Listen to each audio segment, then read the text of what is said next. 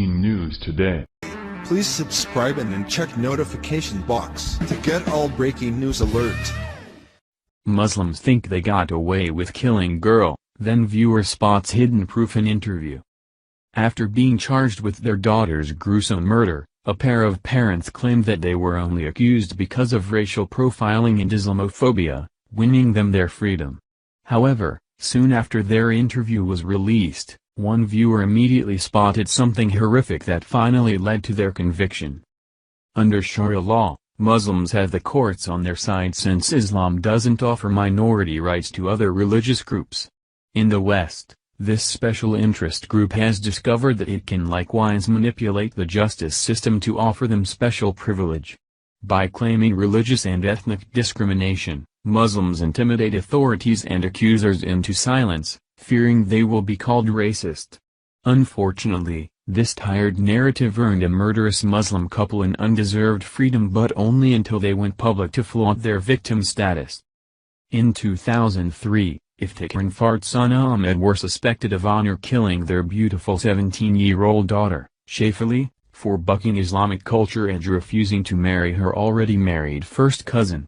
The Cheshire couple's best defense was to turn the accusations on the British authorities, claiming that they were racially profiling them in a bid to place false charges on them because of their Pakistani Muslim background. After years of trying to convict Iftikhar and Farzana for their obvious crimes, the police were forced to drop charges, allowing the pair to get away with murder.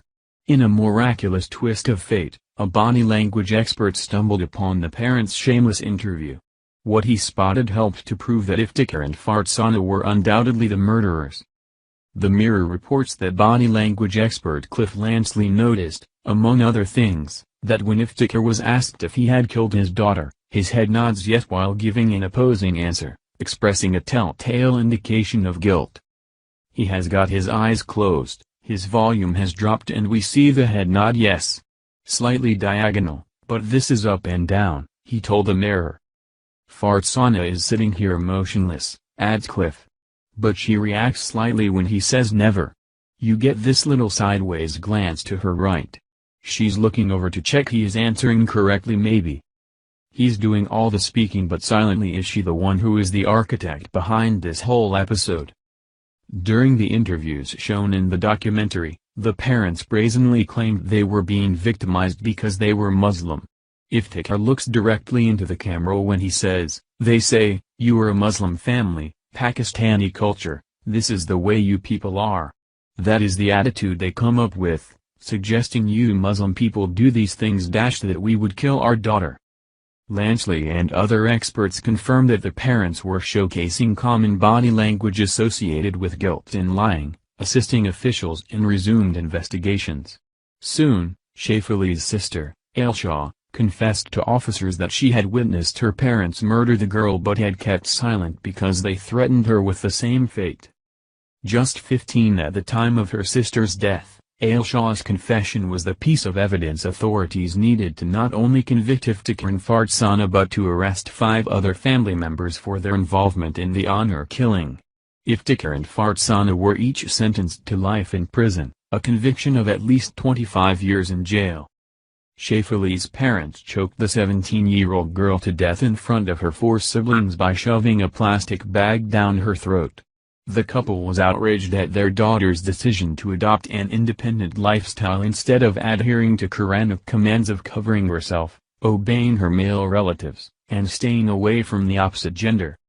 Criminal psychologist Carrie Danes agreed with Lansley, adding that the couple's movements failed to hide their true nature, according to Daily Mail. "She's a brutal woman, a harsh woman, and she's certainly not under the thumb of her husband," she said. "They really do feel as though they are being victimized, and they are angry about it, they are bitter about it. For a parent to take the life of their child and have to live with that, it's beyond most people's comprehension." Because Iftikhar and Farzana had chosen to publicize their victimhood, they were caught. If only they had lain low and not become arrogant in their ability to get away with murder, they might still be free today. Shaifali, an intelligent and aspiring young woman, had planned to attend college and make a career for herself in the law field. Speaking from beyond the grave, Officials uncovered a report of her asking social services to rescue her from her parents' demand that she go to Pakistan and marry her bigamist Muslim cousin. After being forced to travel to Pakistan for her arranged marriage, Shaifali drank bleach in a suicide attempt. She suffered burns to her esophagus, which her parents claimed was due to her accidentally ingesting an unknown substance. Muslims commit 91% of honor killings worldwide, which is the alleged stereotype Shaifali's parents were trying to disprove. However, Islamic honor killings often go unpunished in Muslim nations because it is legal to murder one's offspring for disobedience. Pardons or mild sentences are offered to relatives who kill their offspring because not subject to retaliation or a father or mother for killing their offspring or offspring's offspring. Iftikhar Farsana further proved that we don't oppose Islam because we are racist or despise Muslims but because we oppose Islam. Its fundamentals threaten not only its most vulnerable members but the non-Muslims who don't wish to follow Islamic law. Thank you for watching this video. What do you think about this? Share this on Facebook and Twitter along with your comments.